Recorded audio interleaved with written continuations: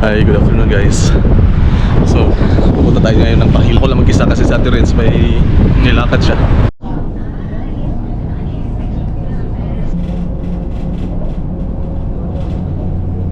So, nandito tayo sa Pahil guys.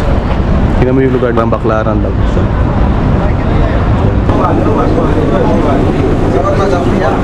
So, bumili ako ng shawarma.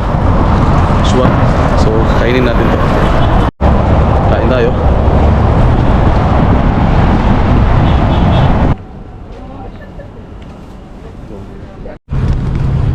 Ang ganda dito guys, oh. Gateway.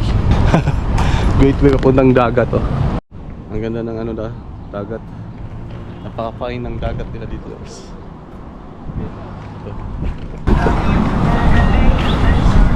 nandito tayo sa Pahil. Ito yung view nila guys, oh. Ang ganda. Parang Boracay lang din.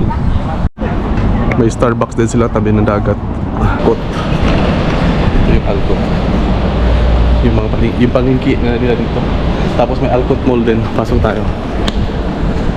So, yan na. May restaurant na sila. At saka mga bibinta. Tapos doon sa loob is mga palengke. Let's go.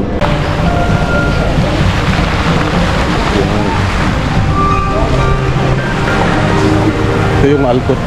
Ang Alcott Mall naman nandun. Alcott Mall.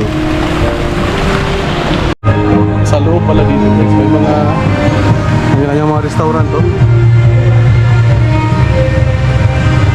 Mga high-end restaurants din pala mga sa loob dito. Tapos tawid tayo doon sa may kabila. Dito. Ano makikita natin? So tatawid tayo dito. Sa kabila naman tayo. So ang alam ko nandun yung palang fish market sa loob. Tingnan nyo, ang ganda ng waterfalls nila.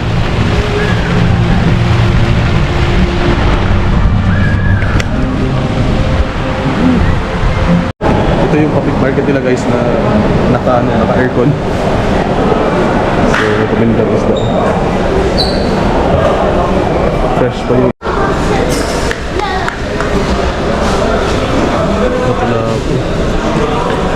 ganito lang din ang disadvantage sa sa mga presyuhan nila dito kasi ay mahal. Ang ganda naman kasi ng mga isda.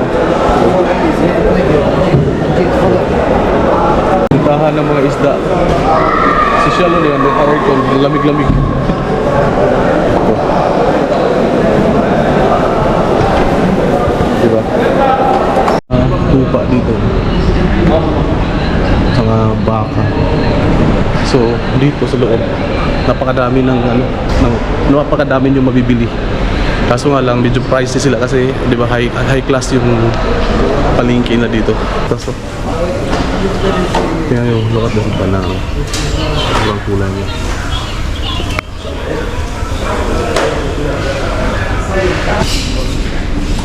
Gusto nila yung bibidyohan nila yung ano nila dito.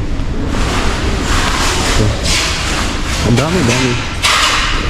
So dito lang yan sa Alcott guys. Tamis to siya. Halaw. Ang pangalan mo? Halawa. Hilawa.